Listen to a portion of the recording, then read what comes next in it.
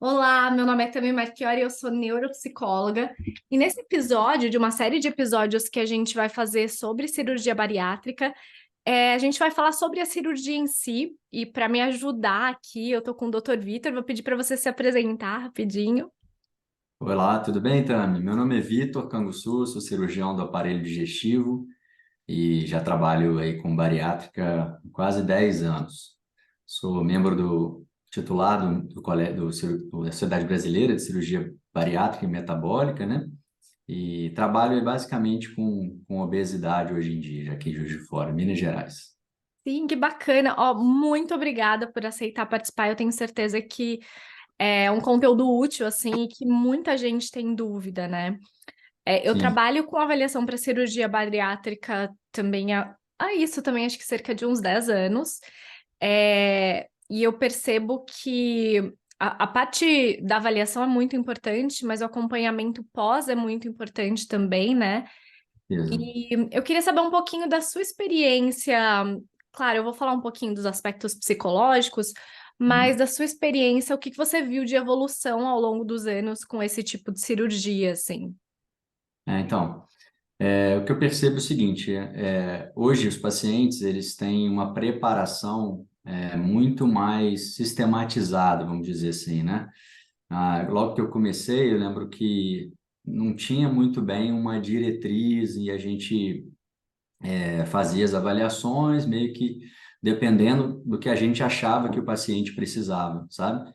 Então, tinha paciente que fazia todas, alguns não faziam algumas, então isso era muito individual. E Uhum. hoje não, hoje que a gente tem, né, uma sistematização desse preparo com avaliação psicológica, avaliação nutricional, avaliação endocrinológica, né, avaliação com risco cirúrgico de cardiologista, pneumologista, e então, assim, eu acho que hoje esses pacientes eles se preparam melhor para a cirurgia, né? Isso é muito bom, porque realmente a cirurgia ela é um divisor de águas, né? Eu acho que a gente tem que encarar a cirurgia bariátrica como algo que não é somente uma cirurgia que o paciente vai embora ali no dia seguinte e a vida dele continua da mesma forma. É um divisor de águas, então tem que ser encarado dessa forma. O paciente tem que estar bem orientado, bem preparado para as mudanças que vão se seguir, né? Não só no pós-operatório imediato, mas a partir dali a gente espera que isso seja uma mudança positiva para o resto da vida, né? Uhum. Eu tenho duas perguntas, assim, até para as pessoas que estão ouvindo. A primeira é se esses procedimentos que você falou são todos obrigatórios, que eu acho que as pessoas querem saber. E o segundo, eu queria que você explicasse um pouquinho o que que é a cirurgia bariátrica, que muita gente Vamos sabe, lá, é um negócio para emagrecer, mas o que vamos que é lá. isso, né? Então, primeiro assim, é obrigatório, tá? A gente tem uma diretriz da sociedade. Os planos de saúde exigem, então, todos os planos que eu, pelo menos, tenho conhecimento, exigem essas avaliações com a equipe multidisciplinar, né? Que é composta por um psicólogo, um nutricionista, endocrinologista, cardiologista, pneumologista, em alguns casos, né, o fisioterapeuta ali também dando um suporte. Então, essas avaliações, elas são obrigatórias. Os planos de saúde exigem, e mesmo quando eu faço cirurgia particular, a gente faz isso também, sabe? Eu acho que não é só porque é obrigatório pelo plano que deveria ser feito, porque é muito importante que esse paciente esteja preparado para a cirurgia, sabe? Um dos principais fatores de mau resultado no pós-operatório é o paciente que não foi bem preparado, aquele paciente que não entende muito bem o processo ao qual ele vai ser submetido. Então, e tem muito isso, né? Os pacientes, eles têm muita ansiedade, você vai falar isso melhor do que eu. Então, assim, o paciente já chega no consultório querendo operar no dia seguinte. E isso acaba sendo uma coisa assim que a gente, claro, a gente não faz isso, né? Mas assim, é uma coisa que se a gente fizesse, teria muito mais problema. Então, eu acho que essa preparação ela é fundamental para a gente ter melhores resultados, tanto do ponto de vista de menos complicações, quanto também da perda de peso mais eficaz, né? Com maior resultado em relação na balança mesmo. Então, a gente vê isso claramente, nitidamente, quando o paciente chega bem preparado. E, bom, a cirurgia bariátrica, ela é uma cirurgia, né, como outra qualquer, tem um pouco de estigmatização em relação à bariátrica, porque a gente lida com um público normalmente que tem um risco maior, né, para qualquer procedimento. Então, são pessoas que têm obesidade em grau avançado, né? É importante falar isso, que a cirurgia bariátrica ela não é para qualquer tipo de obesidade, ela é reservada para um grau de obesidade mais elevado, né? São os pacientes que têm grau 2, o IMC, que é o índice de massa corpórea, acima de 35, na presença de alguma comorbidade, alguma doença relacionada à obesidade. E aí a gente tem algumas que são as principais, por exemplo, diabetes, hipertensão, a própria depressão é uma das comorbidades mais frequentes, a apneia obstrutiva do sono e as doenças osteoarticulares, né? Hérnia de disco, artrose de joelho, de quadril. Então, essas são as doenças mais frequentemente encontradas nesses pacientes. Mas a lista é enorme, são 27 comorbidades que estão relacionadas com obesidade, inclusive alguns tipos de câncer. Então, esses pacientes que têm grau 2 mais uma doença, ou aquele paciente que tem grau 3 de obesidade, que é o IMC acima de 40, por si só ele já tem indicação para realizar cirurgia bariátrica, né? Um dos critérios também, além do IMC e da presença de doença, é ele ter já tentado por pelo menos 2 anos a perda de peso por outros métodos, né? Principalmente métodos clínicos, atividade física, dieta e uso de alguns medicamentos que, né, hoje tem alguns aí mais modernos, como, por exemplo, Ozempic, Saxenda. Então, esses pacientes, se eles passaram por esses procedimentos, né, clínicos, tratamentos clínicos, e mesmo assim não obtiveram sucesso, ou seja, tiveram falha desse tratamento clínico, e aí a partir desses 2 anos, eles então teriam indicação para fazer a cirurgia. Então, é um tratamento para perder peso, né? Claro que é mais invasivo do que os outros tratamentos que a gente tem disponível, mas também, por outro lado, é reservado a um público mais específico, né? Ele é reservado para obesos em graus mais avançados. Então, nesses casos, a gente tem uma baixa taxa de sucesso do tratamento clínico. Então, normalmente esses pacientes, após esses 2 anos, não vão ter um resultado positivo, claro, a maioria, né, uma parte até vai. Então, esses pacientes que não obtiveram sucesso vão ser encaminhados para a gente para realizar o tratamento cirúrgico, que é, assim, o método mais eficaz nesse tipo de paciente. Ok. E o que que a cirurgia bariátrica faz que faz a pessoa perder peso? Vamos lá. A gente tem 2 tipos de cirurgia, basicamente. A Uhum. gente tem uma que chama sleeve, que é a gastrectomia vertical, mas todo mundo conhece como sleeve, e a outra que a gente chama de bypass gástrico. As duas, elas são equivalentes em relação à perda de peso, talvez o bypass um pouquinho mais eficaz nessa questão de perda de peso, e a diferença básica é que no sleeve a gente não altera a anatomia do intestino, é uma Uhum. cirurgia exclusivamente no estômago. Enquanto que no bypass, além da mudança do estômago, a gente também faz um desvio intestinal. De um lado do intestino vai passar o alimento, do outro lado vai passar as enzimas biliopancreáticas. E a partir de um certo momento no intestino, esses dois, o alimento e as enzimas, eles vão se encontrar e aí começa o processo de digestão. Então, tem uma parte dessa cirurgia que é o bypass, que ela é restritiva, que é a redução do estômago, como as pessoas falam, mas tem uma outra parte também que é a desabsorção. Então, isso também vai influenciar na perda de peso. E no sleeve, mais a questão restritiva mesmo. Então, a cirurgia bariátrica, além de ter a redução do estômago, como as pessoas estão acostumadas, né? Elas falam, vai fazer redução do estômago. Realmente, as duas técnicas, elas reduzem o tamanho do estômago. Mas, além disso, a cirurgia bariátrica ela vai interferir em alguns hormônios que vão regular o apetite. Por exemplo, a grelina, que é um hormônio produzido ali no corpo e fundo gástrico, que é responsável pelo apetite. Então, o paciente ele vai ter uma queda desse hormônio, que é a grelina. Então, com isso, ele vai ter uma diminuição do apetite. E como o estômago está menor, o pouco de alimento que ele consegue ingerir já vai ser o suficiente para gerar saciedade. Né? Além disso, tem alguns outros fatores, né? Por exemplo, a produção do GLP-1, que é um hormônio também produzido no intestino, que vai auxiliar nessa questão do emagrecimento, na produção de insulina. Até esse GLP-1 é o que os remédios tentam imitar a ação, né? Por isso que eles são chamados de análogos do GLP-1, que é o Ozempic, a Saxenda. Então, esse é um efeito causado pela cirurgia, sem a necessidade da ingestão diária de um medicamento ou de nada, né? Esse efeito ele já vai ser, vamos dizer assim, instalado ali no paciente após a cirurgia. Então, a cirurgia é isso, além da questão física, né, de redução do tamanho do estômago, tem ações hormonais e metabólicas que vão auxiliar na perda de peso. Então, claro, eu sempre falo assim, não é milagre, né? A cirurgia bariátrica, não adianta achar que o paciente que vai realizar, ele está isento de qualquer obrigação ou responsabilidade. Qualquer tratamento para obesidade vai depender muito do que o paciente fizer. Então, a medicação é assim, né? A dieta é assim, a atividade física, o balão intragástrico, e a cirurgia não é diferente. Então, a cirurgia ela é um tipo de tratamento, ela não é o final, ela é o meio. Ela é o meio para o paciente perder peso, mas ele tem que saber também se lidar com isso e realizar o que é orientado por nós, pelo nutricionista, pelo psicólogo, que aí é um caminho que tende a ter mais sucesso. Exatamente. Eu vou dar a minha visão sobre a possibilidade de reganho de peso, né? Que falam muito. Eu queria depois a sua visão sobre possibilidades que possam influenciar mais. Mas claro que Uhum. eu vou olhar mais para as questões aqui psicológicas, né? Mas Claro.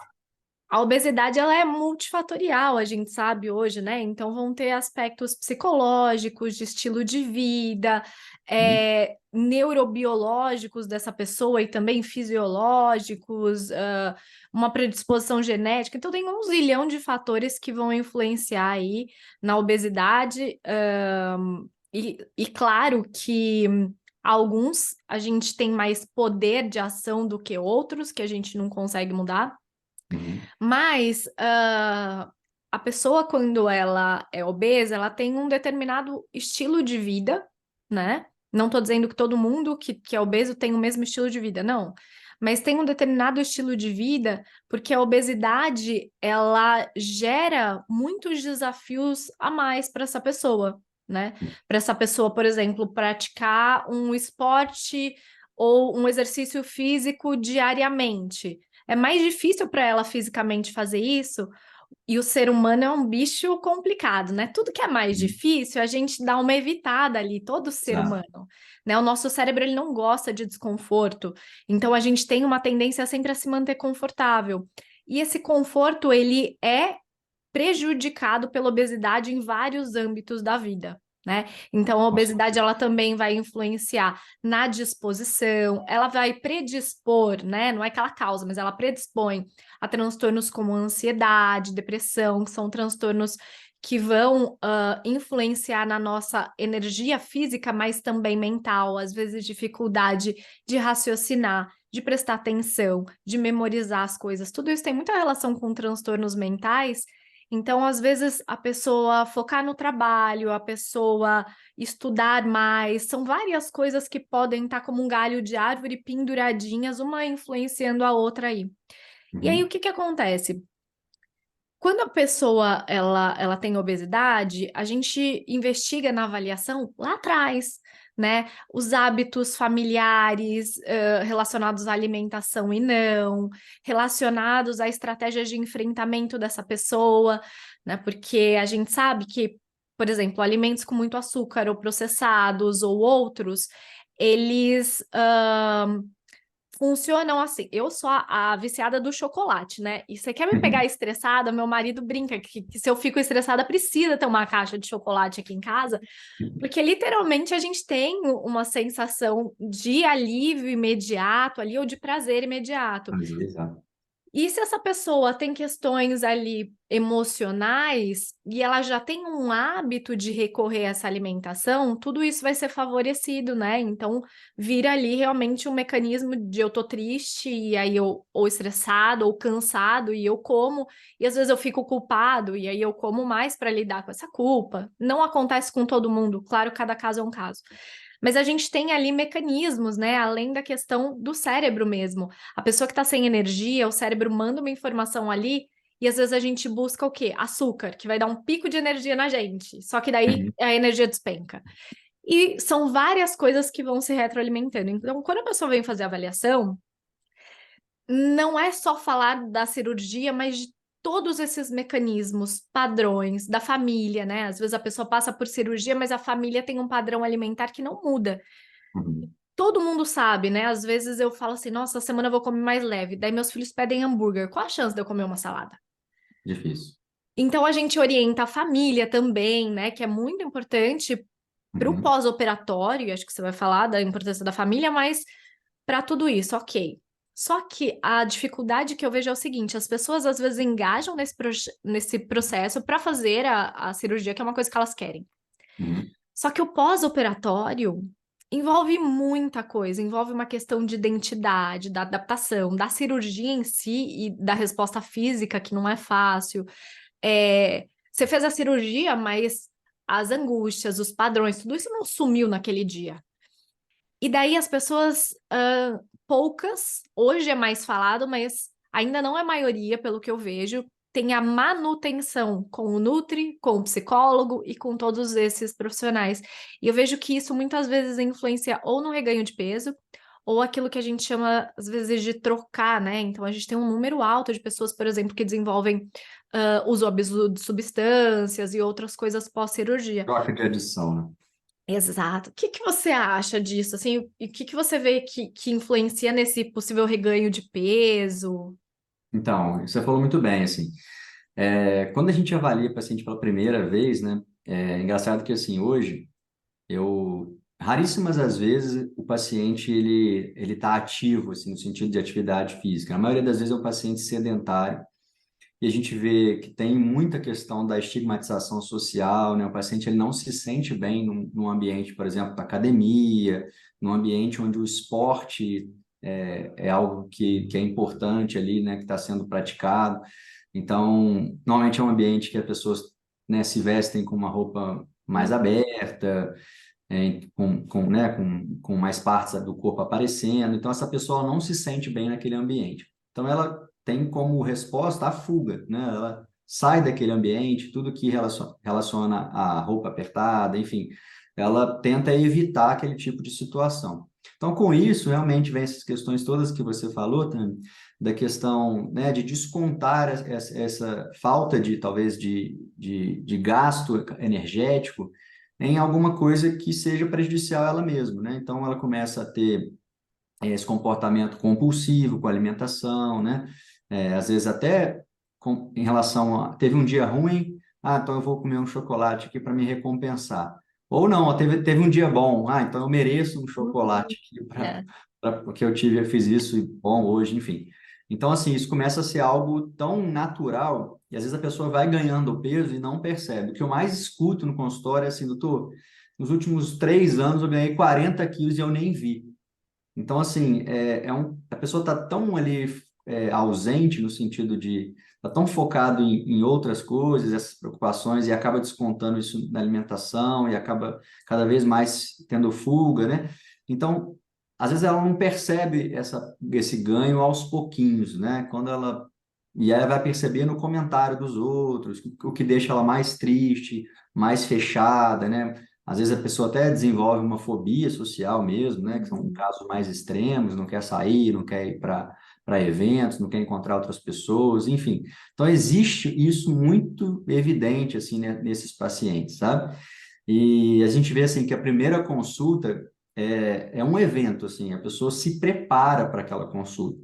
Tem paciente que fala comigo, eu já liguei, desmarquei, marquei a consulta aqui várias vezes. E hoje eu tive coragem de vir, usando essa palavra. Aí eu tento acalmar, receber, ele fala, não, fica tranquilo, a gente, né, hoje não é o dia da cirurgia, a gente vai conversar, vou te explicar como é que é o processo, né, não tem nenhum compromisso, assim, de ir para a cirurgia agora, decidir isso tudo agora. Então, é uma questão de conversa, de informação. Acho que a decisão da cirurgia ela tem que ser compartilhada, né, com o médico, com o paciente, e aí, entrando no que você estava falando, da família, né? A família é um agente muito importante nesse processo, porque o apoio familiar, assim, ele realmente está relacionado, já tem estudos falando isso, com menor taxa de reganho de peso, com maior nível de satisfação. E a coisa que a gente mais gosta de ver é quando a cirurgia, não só para o paciente, mas para a família, tem um impacto positivo. Então, a gente vira e mexe, tem esse feedback dos pacientes falando assim: meu marido está emagrecendo porque ele está seguindo um pouco da minha dieta, a gente está tendo hábitos melhores em casa, estou levando ele para fazer atividade física. Então, assim, isso é muito bom, porque normalmente, realmente, quando a pessoa está naquele núcleo familiar e tem obesidade, é muito comum que outras pessoas ali também tenham obesidade, porque os hábitos eles são compartilhados, né? Então, normalmente o marido também, às vezes não é o mesmo nível, mas tem um excesso de peso, o filho às vezes está indo pelo mesmo caminho. Então, essa mudança dessa pessoa ali que foi submetida à cirurgia, ela pode, né? Não que sempre vai acontecer isso, mas ela pode representar uma mudança por todo o núcleo familiar. E o contrário, né, é o que a gente não quer. Quando o núcleo familiar tem hábitos que influenciam vamos dizer assim, a paciente, né, a submetida à cirurgia, a não realizar o tratamento de forma adequada. Então, é isso que você falou, né? Às vezes a paciente está em casa com programação de fazer uma coisa mais saudável, e aí, não, vamos fazer outra coisa, e a gente, né, acaba perdendo um pouco esse foco, né, no caso da paciente, e aí ela passa a ter um resultado talvez não tão bom, e isso que a gente não quer, né? A gente quer que a família esteja envolvida, tanto quando o paciente vai sozinho, eu sempre falo assim, olha, na próxima consulta, traz alguém da sua família, traz a mãe, traz o filho, enfim, depende da idade, né? Traz o marido, a mulher, porque esse envolvimento é importante. E assim, como eu te falei, a cirurgia bariátrica ela tem um pouco dessa questão do estigma também. Então, normalmente, quando a paciente vai sozinha, a família ela tem um pé mais atrás com o procedimento, com o tratamento. Então, trazer a família para perto disso desse processo, ele é super importante para ter uma melhor aceitação, uma melhor compreensão do que é o tratamento cirúrgico e depois, no pós-operatório, esse auxílio à pessoa que operou vai ser melhor, vai ser mais disponível quando a família compreende e aceita melhor esse tratamento, né? Sim. É, uma coisa que eu vejo muito também em processos de avaliação é que muitas pessoas às vezes tentaram de tudo, mil dietas, mil formas. Às vezes é obesidade infantil e vem desde cedo um processo que eu falo que é uma relação difícil com a alimentação, né?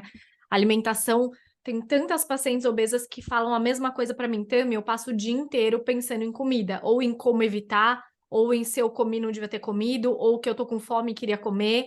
Então, é um tema muito central da vida de muitas pessoas, para não dizer, às vezes, uma preocupação central, e daí a cirurgia bariátrica, às vezes, é vista à luz do fim do túnel. Isso vai me salvar, assim. Eu queria entender se você também vê isso e o que que você acha disso. Sim. O paciente, ele fala assim, isso claramente, né? Ele chega lá e fala, até que enfim eu vou fazer o que vai resolver meu problema, enfim. Só que é o que eu falei, a primeira coisa que eu falo, não é milagre. Cirurgia bariátrica, ela tem as suas indicações, ela funciona bem para aquelas pessoas que têm disciplina e conseguem seguir orientações, né? A obesidade é uma doença crônica que não tem cura. Eu sempre falo isso com os pacientes também. Tem controle. Então, é possível estar magro? Sim, é possível. Mas tem que ter um cuidado contínuo para que o reganho não aconteça e esse paciente ele volte a ter obesidade. Aí já é uma situação mais difícil, porque já foi operado. Então, né, existem as cirurgias revisionais que são indicadas para determinados casos, mas não é para todo mundo. Então, não adianta a gente querer tratar um mau comportamento, maus hábitos, cirurgicamente, né? Isso nunca vai dar certo. Então, se você faz uma cirurgia, o paciente não segue as orientações, tem reganho de peso. Se ele não mudar os hábitos, não adianta você propor uma outra cirurgia que vai trazer talvez um risco maior para esse paciente e esse paciente não mudar a conduta dele, não mudar os hábitos. Isso a gente claramente percebe, assim, sabe? Eu acho que isso foi uma mudança importante que aconteceu. No passado, a gente ia nos congressos, né? A gente via muita questão da cirurgia revisional. Faz sleeve, se não der certo, faz bypass, se não der certo, aumenta a desabsorção. E isso, de uns tempos para cá, eu percebo que está mais com um cuidado maior nessas indicações dessas cirurgias revisionais, né? Porque justamente a gente viu isso, que para alguns pacientes, infelizmente, uma nova cirurgia não é o melhor caminho, né? Você vai agregar alguma coisa ali que talvez traga uma complicação no sentido assim, por exemplo, aumentar a desabsorção no bypass. Você pode ter mais diarreia, pode ter malnutrição, pode ter perda de cabelo nas mulheres, isso é uma coisa importante. Então, assim, são vários tipos de complicações, né, que podem acontecer de uma cirurgia revisional dessa, e, às vezes, o paciente não vai corresponder da forma que deveria também, vai continuar não respondendo. E o resultado não vai ser bom. Então, isso a gente, acho que os cirurgiões entenderam isso de uns tempos para cá, e essa cirurgia revisional ela passou a ser menos indicada. Mas é uma coisa que a gente tem que avaliar caso a caso, né? Assim, existem casos para revisão, mas nem todo mundo. Então, é importante que esse paciente, igual eu falei, esteja bem preparado, porque o reganho de peso, ele é algo que pode acontecer, e quando acontece, em determinados casos, a gente não tem muita opção do que fazer, do que oferecer para esse paciente. Então, a gente tem que ter um cuidado grande na hora dessas indicações. Sim. E eu vejo que a obesidade, e eu trabalho com alguns pacientes com obesidade, em especial a maior parte mulheres, mas a obesidade é uma doença. Só que ela é vista, no geral, pela população mesmo, e às vezes pelos próprios pacientes, com uma maior culpabilização do que de outras doenças, né? Sim, E aí, isso tem um peso muito grande, sabe? Essa culpa. Você tá assim porque é culpa sua, porque você tem hábito X, Y, Z, porque você. Os hábitos influenciam? Sim, gente, mas hábito influencia também um zilhão de doenças. Hábito influencia no câncer, hábito influencia exatamente. na diabetes, influencia em tudo, mas a obesidade é tipo a culpa é da pessoa, né?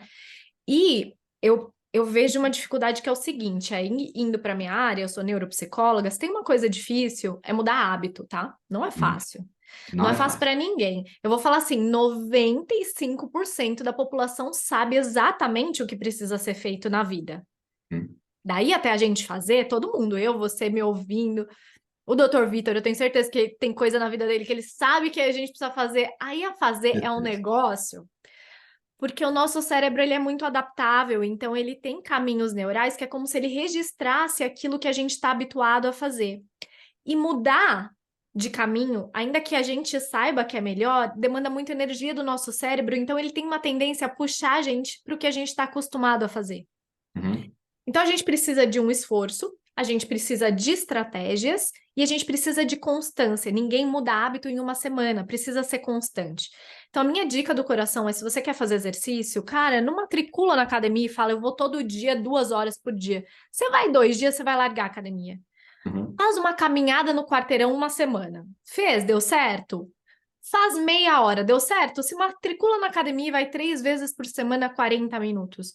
Vai gradual, porque o seu cérebro vai acostumando. Se você começar falando, nossa, quer saber? Então não vou comer mais nada. Segunda-feira, na quinta, você já parou o regime, né? Por quê? Verdade. Porque o seu cérebro, ele tá entendendo que aquilo demanda muito esforço, então vai de pouquinho, com meta pequena, mantém isso e vai aumentando gradualmente. Não é fácil mesmo essa mudança que a gente está falando.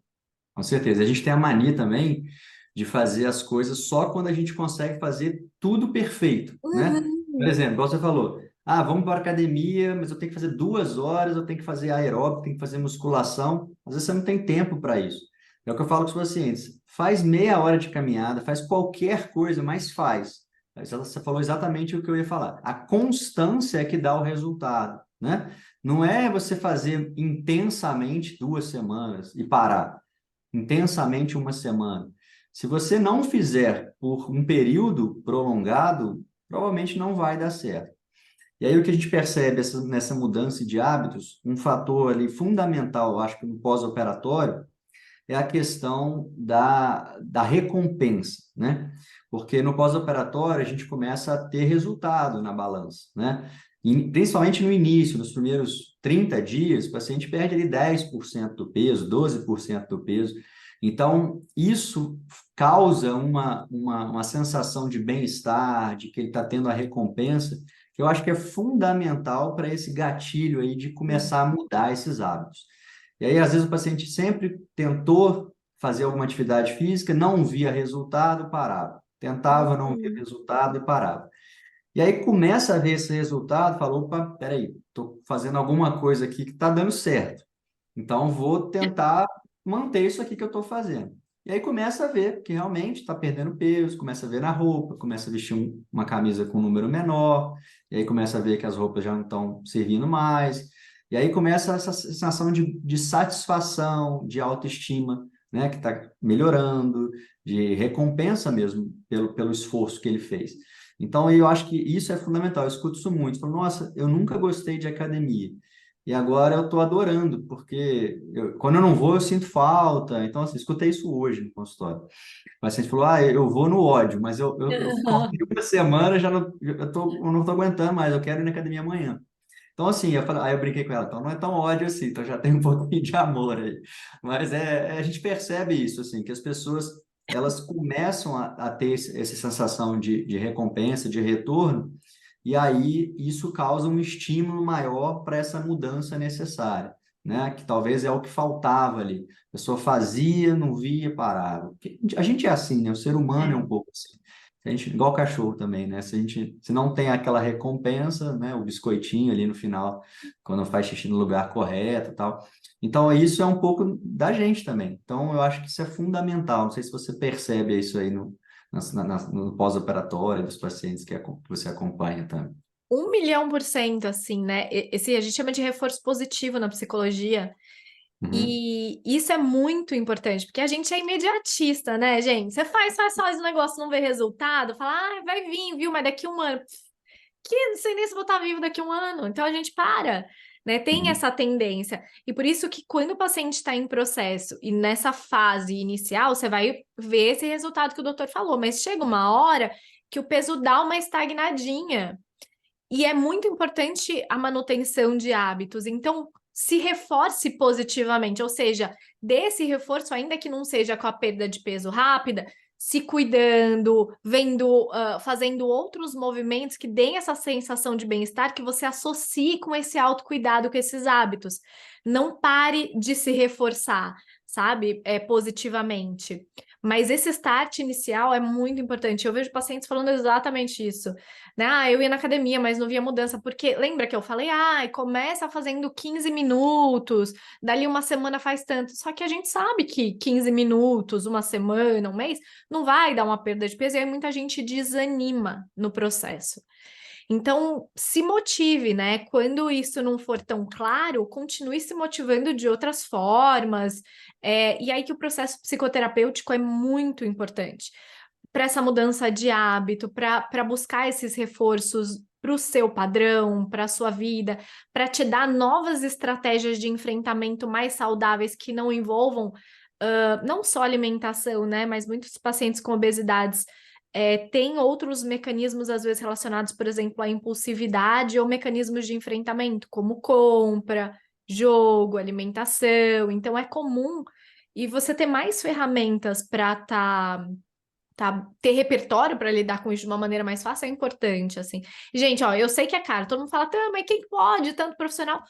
Cobra seu convênio, SUS, tem universidades que atendem gratuitamente, então tem outras formas, né? Exatamente.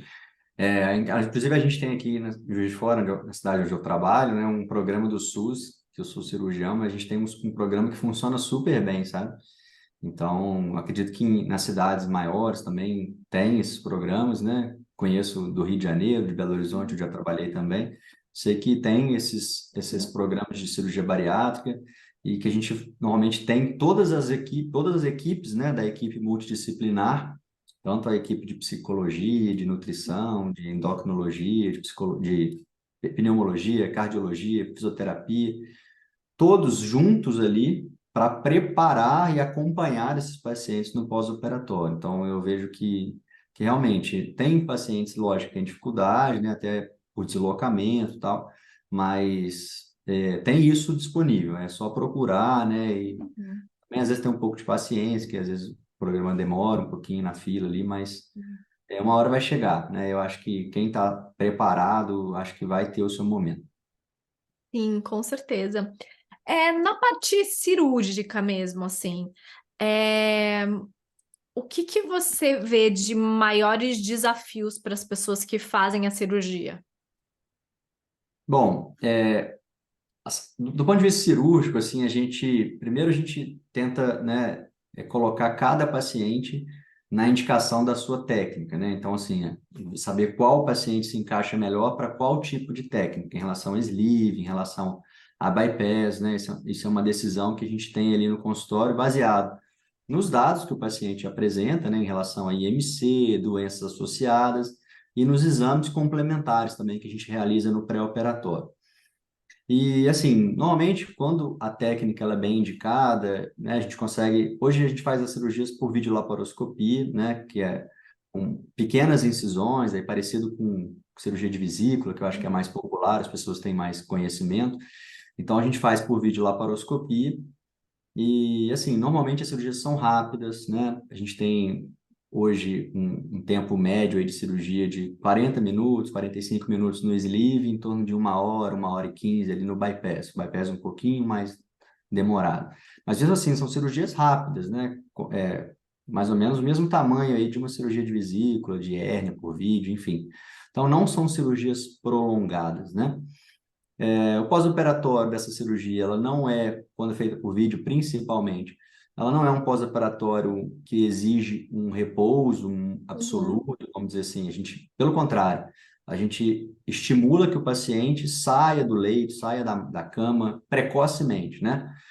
A gente tem uma preocupação muito grande com a questão de trombose, porque são pacientes com obesidade, né, que normalmente têm fatores de risco, além da obesidade, outros, para ocorrência de trombose. Então, a gente sempre pede que o paciente use meia elástica ali no intraoperatório, no pós-operatório imediato, use, né, a heparina, né, que é o anticoagulante, para poder ter uma menor chance de trombose. E principalmente a deambulação precoce, né? O ato de andar precocemente. Então, assim, dessa parte eu vejo que os pacientes eles toleram bem essa saída rápida da cama, né? O andar precoce. A gente inicia a dieta líquida, no caso, né, da minha equipe, a gente faz no mesmo dia da cirurgia, 6 horas depois. Então, a cirurgia acaba, a gente inicia a dieta no final da tarde, mais ou menos. E aí avalia a aceitação dessa dieta pelo paciente até o dia seguinte. Normalmente a gente pede para o paciente dormir à noite no hospital. Tem alguns protocolos aí de cirurgiões que já dão alta no mesmo dia. Eu prefiro ainda avaliar na noite do hospital, dentro do hospital. E no dia seguinte, o paciente teve uma evolução, aceitou bem a dieta, a gente libera para casa. O que eu percebo do ponto de vista cirúrgico, assim, que eles têm mais dificuldade é na dieta inicial, né? Por quê? Porque, assim, a cirurgia ela é feita rápida, mas a mudança na cabeça não é rápida, né? Então, é isso que a gente percebe. Então, assim que o paciente vai para casa, ele inicia um período de dieta líquida, que normalmente, depende do protocolo do nutricionista, mas dura aí de 10 a 15 dias, né? Na maioria dos casos. E aí depois passa para uma dieta um pouco mais consistente, ali, líquido-pastosa, e até uma transição para a dieta pastosa na segunda quinzena ali pós-cirúrgica, né, dos 15 aos 30 dias, e depois de 30 dias reinicia a dieta oral, né, a dieta sólida. Então, isso é uma parte que alguns pacientes têm certa dificuldade, que eu brinco com eles. Você está reaprendendo a alimentar, igual uma criança, né? Então, o seu estômago está diferente. E é engraçado, assim, que cada paciente reage de uma forma. Não tem uma fórmula de bolo, uma receita de bolo. Então, tem paciente que fala assim, Vitor, eu estou tendo dificuldade com água. Outro fala, não, eu bebo água super bem, mas eu Uhum. tenho dificuldade com, sei lá, com água de coco. E aí, cada um tem uma coisa. Então, a gente percebe que isso é muito individual, né? A maioria dos pacientes, eles conseguem levar, de certa forma, tranquilo, mas é normal que, de vez em quando, tenha uma restrição ali a algum tipo de produto, algum tipo de líquido ou de alimentação pastosa. E aí, o que eu percebo, é assim, nesse período inicial, é a maior dificuldade dos pacientes. né? Talvez assim, por mais que eles estejam preparados, desejaram esse momento, às vezes por anos, né? Hum. Querendo, às vezes não tinha o plano, aí faz o plano, espera a carência. Então, tem muito disso, né? Do paciente que já 3, 5 anos está esperando para fazer a cirurgia, ainda mais no SUS também tem esse tipo de espera. Então, por mais que eles estejam muito, né, ansiosos pelo aquele momento, eles têm essa certa dificuldade. Eu acho que isso é difícil você explicar exatamente o que eles vão, né, como é que vai ser o pós-operatório antes. Então, eu acho que Uhum. só vivendo mesmo. E aí, nesse momento, é o momento que eu percebo que tem um pouco mais de dificuldade, mas a maioria lida bem, consegue passar por essa fase e depois as coisas vão melhorando, a aceitação vai ficando mais fácil. Sim. E tem algum fator impeditivo, além do fato da pessoa não se enquadrar no perfil ali, do IMC de 35 a 40, as comorbidades, enfim, além do fato dela não se enquadrar no perfil ali, tem algum fator ou alguns impeditivos para a cirurgia? Não, tem, assim, são poucos, né? A gente tem algumas doenças endócrinas que, às vezes, o paciente deveria tratar primeiro, antes de Tá. passar pela cirurgia, porque, às vezes, essa doença é a Então não causa é da impeditivo, obesidade. posterga, mais ou menos isso. Exatamente, exatamente. A gente tem a questão da adição, né? Você falou aí sobre o vício de drogas, de álcool, que é algo também que, igual eu falei, não contraindica permanentemente, mas é algo que deveria ser abordado antes da cirurgia, né? Um paciente que tem outros assuntos ali, talvez mais graves, né? Mais urgentes para serem abordados antes de ir para a cirurgia. E assim, normalmente as contraindicações elas não são permanentes, né? A não ser assim, um paciente com um risco cirúrgico muito Uhum. elevado, que até de certo ponto é discutível, porque, né, esse risco cirúrgico ele não é alto porque o paciente tem obesidade e as doenças advindas da obesidade, então é um tipo de tratamento. Então, alguns acham assim, ó, não, vamos tratar, né, otimizar todos os tratamentos para que esse paciente se encontre numa melhor forma para ir para a cirurgia. Então, tem várias formas de encarar isso. Mas eu acho que a principal contraindicação é esse paciente que não está preparado, que não entende, né, o que é o tratamento cirúrgico, que acha que ele não vai ter uma participação no tratamento. É isso. Ele acha que ele vai ser um agente passivo. Esse Uhum. paciente é o que eu tenho mais preocupação. E a gente vê isso, a gente percebe isso rápido. Normalmente é aquele paciente que quer acelerar muito as coisas. Ah, não, mas não tem como não ir na psicóloga, não ir no nutricionista, Uhum. vamos fazer isso logo, tá? Então, esse tipo de paciente é o que eu mais falo, olha, não, tem que ir e é muito importante para você. Porque essa ansiedade, às vezes ele não para pensar nas mudanças e depois, às vezes até é o paciente que vai arrepender de ter realizado a cirurgia, sabe? E eu acho que a pior coisa que a gente pode ouvir como cirurgião é um paciente que fala, ah, eu não queria ter operado. Então, graças a Deus, eu escutei isso uma única vez, né? Assim, pouquíssimas vezes, uma única vez que eu me lembro, assim, mas de um paciente exatamente nesse perfil, há um tempo atrás, que chegou e ele acabou fazendo, porque tinha que fazer tudo, mas assim, fez de qualquer jeito, né? Acabou não tendo envolvimento, não tendo uma aderência ao tratamento e depois sentiu falta do fato de não estar conseguindo alimentar tudo que ele conseguia em relação a volume, né? Então, assim, a gente tem que preparar isso bem, o paciente que a gente tem que ter mais calma, principalmente esse perfil.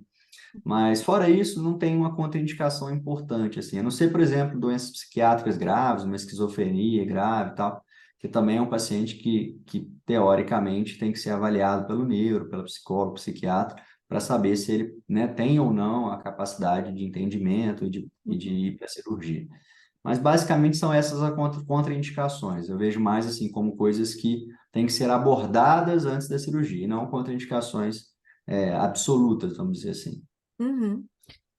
Eu acho que uma coisa que o Dr. Vitor falou aqui, é exatamente isso, é que eu vejo a bariátrica também como um meio do processo ali, não o fim. E isso faz toda a diferença, porque quando muitas pessoas buscam avaliação como um check ali, né? Ah, eu tenho que fazer. Ah, mas não dá pra fazer em uma sessão, não? Fala que como? Eu vou avaliar sua vida inteira, seu padrão alimentar, eu vou orientar, vou falar com a família. Não, não dá para fazer em uma sessão. Por quê? Significa que a pessoa está vendo o processo em si como algo que precisa, é burocrático.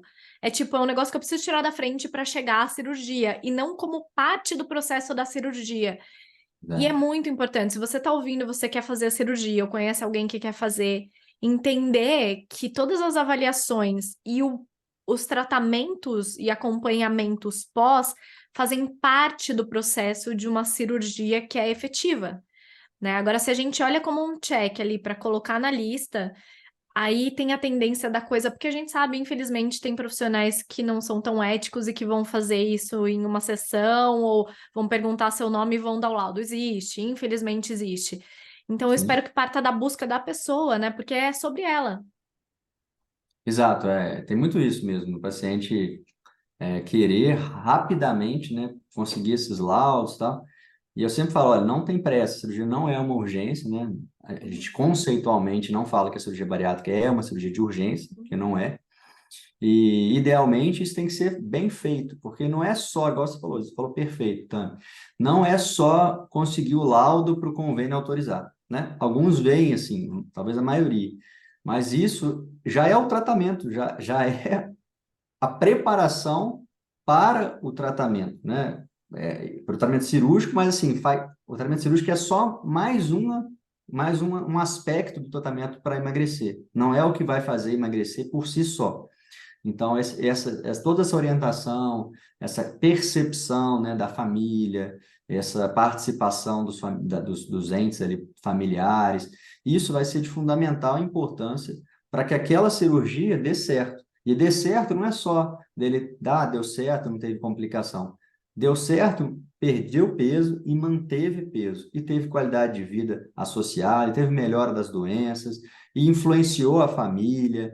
Então, assim, isso é que a gente quer, que o benefício ele seja, né, estendido para não só para aquela pessoa, mas para toda a cadeia ali de pessoas que ela tem relacionamento. Então, esse é o objetivo maior do tratamento cirúrgico.